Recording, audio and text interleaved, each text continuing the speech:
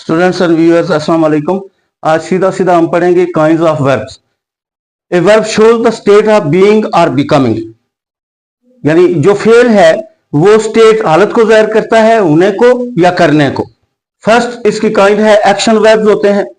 This show action something we can do, यानी जो हम कर सकते हैं ये उसको जाहिर करते हैं।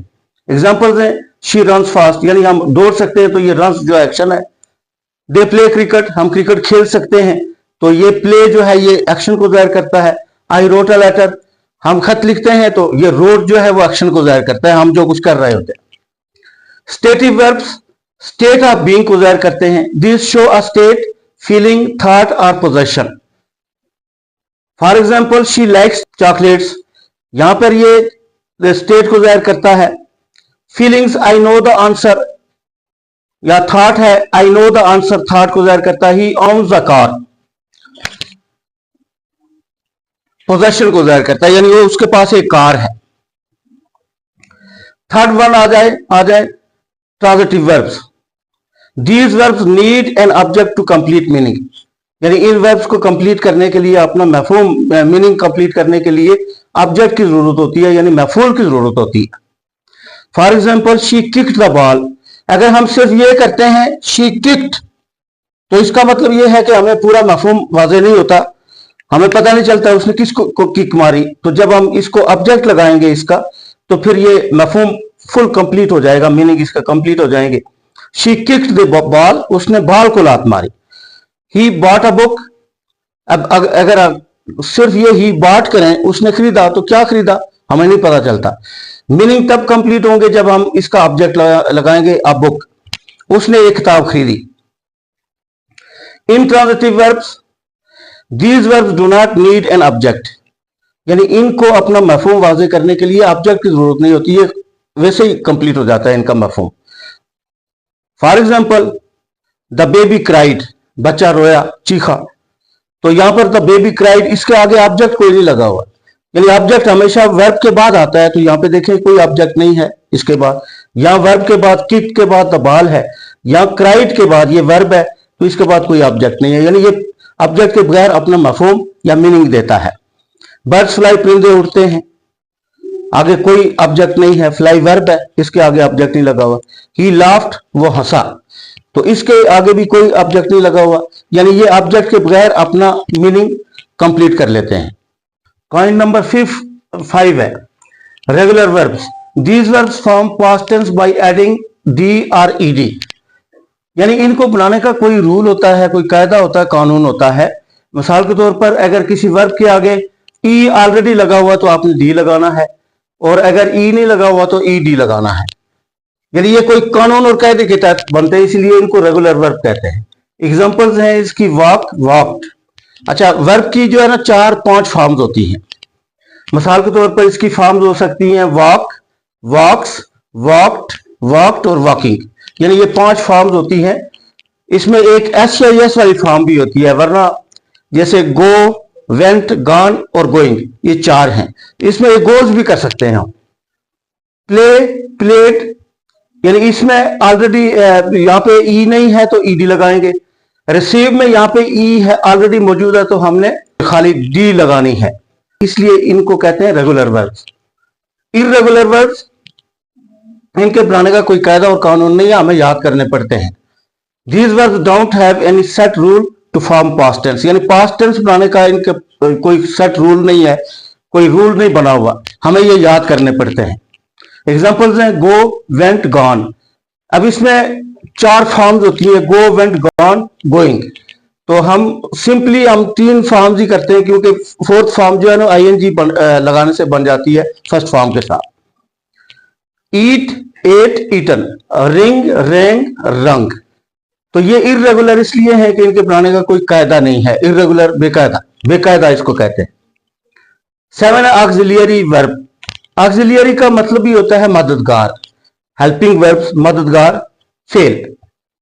अच्छा, ये क्या करते हैं? These help the main verb to show tense, mood और वॉइस, यानी ये 3 चीजें बताते हैं। एक तो टेंस बताते हैं कि कौन सा टेंस इस्तेमाल हो रहा है, दूसरा मूड बताएंगे, यानी इंडिकेटिव मूड है, इंपेरेटिव मूड है या सब्जंक्टिव मूड है, वॉइस बताएंगे कि एक्टिव वॉइस में है या पैसिव वॉइस में है सेंटेंस। एग्जांपल्स देखें, इज गोइंग यानी ये टेंस बता रहा है कि इज जब आर लगेगा तो आईएनजी लगेगा, तो ये प्रेजेंट कंटिन्यूअस टेंस होगा। हैज फिनिश्ड, हैज लगा तो हमें ये टेंस बता रहा है कि हैज के बाद थर्ड फॉर्म लगी तो ये प्रेजेंट परफेक्ट टेंस है। विल कम, ये टेंस को जाहिर करता है कि ये विल लगेगा और फर्स्ट फॉर्म लगेगी तो फ्यूचर इंडेफिनिट टेंस होगा या सिंपल फ्यूचर होगा। पॉइंट नंबर 8 है modal verbs. These show ability, permission, possibility, necessity. यानी ये मॉडल वर्ब्स क्या करते हैं, आपके अंदर कौन सी सलाहियत है। परमिशन किसी से इजाजत लेने के लिए इस्तेमाल करते हैं आप। पॉसिबिलिटी कहते हैं इम्कान को, इम्कान जाहिर करता है, जैसे हम कहते हैं आज बारिश का इम्कान है। और नेसेसिटी किसी जरूरत को जाहिर करते हैं। या ऑब्लिगेशन जिसे कहते हैं, ऑब्लिगेशन फर्ज। अब देखें यहां पे एग्जांपल्स हैं, शी कैन डांस, यानी इसके अंदर क्या कौन सी सलाहियत है, नाचने की सलाहियत है। शी कैन डांस, वो नाच सकती है, डांस कर सकती है। यू मस्ट ओबे, ये ऑब्लिगेशन है, तुम्हें हर सूरत जो है ना हुक्म की ताबेदारी करनी है, हुक्म मानना है। इट में रैन, ये किसको जाहिर करता है, पॉसिबिलिटी को, आज बारिश का इम्कान है, तो ये पॉसिबिलिटी को जाहिर करते हैं ये modal verbs. Number 9 linking verbs. अब देखिए लिंक का मतलब होता है जोड़ना। अब इसमें जो इसकी डेफिनेशन है उसमें भी ये लिंक का लफ्ज आ गया है। They link the subject to information about the subject, यानी ये क्या करते हैं, पहले ये सब्जेक्ट है यानी फाइल है, तो इसको लिंक द सब्जेक्ट, सब्जेक्ट को किसके साथ लिंक करते हैं, इंफॉर्मेशन के साथ जो सब्जेक्ट के बारे में दी गई है, यानी फाइल के बारे में जो इंफॉर्मेशन दी गई है, ये वर्ब जो है ना उसको लिंक करते हैं सब्जेक्ट के साथ। देखें यहां पे शी इज हैप्पी, यानी ये इंफॉर्मेशन है इसके बारे में, हैप्पी कि ये खुश है, वो खुश है, तो इस जो है ना ये लिंक करता है इंफॉर्मेशन को इसके साथ। दे वर टायर्ड, वो थके हुए थे, तो यहां पर ये सब्जेक्ट है दे, और वर्ब जो है ये लिंक करता है इंफॉर्मेशन को, इसको सब्जेक्ट के साथ लिंक करता है, यानी वो बताता है कि सब्जेक्ट क्या है, वो उसकी पोजीशन क्या है। दे वर टायर्ड, वो थके हुए थे। The soup smells good, soup जो है वो उसकी खुशबू बड़ी अच्छी है, तो ये बताते हैं यानी सब्जेक्ट के बारे में इंफॉर्मेशन देते हैं ये कि सब्जेक्ट कर क्या रहा है। Phrasal verbs. अब देखें फ्रेजल वर्ब्स को आपने अच्छी तरह ध्यान में रखना है। ए वर्ब प्लस प्रपोजिशन, यानी वर्ब लगता है उसके साथ प्रपोजिशन लगता है, या एडवर्ब लगता है और उसके मीनिंग को चेंज कर देता है। अब जरा इसको अच्छी तरह सुन लें जरा एग्जांपल्स में। गिव का मतलब होता है देना और अप का मतलब होता है ऊपर, यानी अलग अलग इनके मीनिंग आप देखें तो इनके मीनिंग मुख्तलिफ है, लेकिन जब ये एक दूसरे के साथ जुड़ जाते हैं तो इसका मतलब होता है तर्क कर देना। जैसे मैंने तंबाकू नोशी तर्क कर दी है, I have given up smoking. Turn on, turn का मतलब होता है मुड़ना, ऑन का मतलब होता है पैर। अलग अलग तो ये अलग मीनिंग देंगे, लेकिन यहां पे जब ये जुड़ जाएंगे एक दूसरे के साथ, प्लस हो जाएंगे, तो इसका मतलब होगा स्टार्ट। जैसे turn on the radio, radio on करो, turn on the TV, TV on करो, स्टार्ट करो। लुक आफ्टर, लुक का मतलब होता है वैसे देखना, और आफ्टर का मतलब होता है बाद, बाद देखना, तो ये इसका मतलब होता है टेक केयर, यानी ये जब मिल जाते हैं तो मीनिंग चेंज कर देते हैं टोटली, तो इसका मतलब होता है देखभाल करना, देखभाल करना। तो उम्मीद है ये वीडियो आपको पसंद आएगी। इस पे जो खास तौर पर स्टूडेंट्स हैं वो इस पे गौर किया करें, क्योंकि आपकी ये चीजें बहुत ज्यादा वीक है।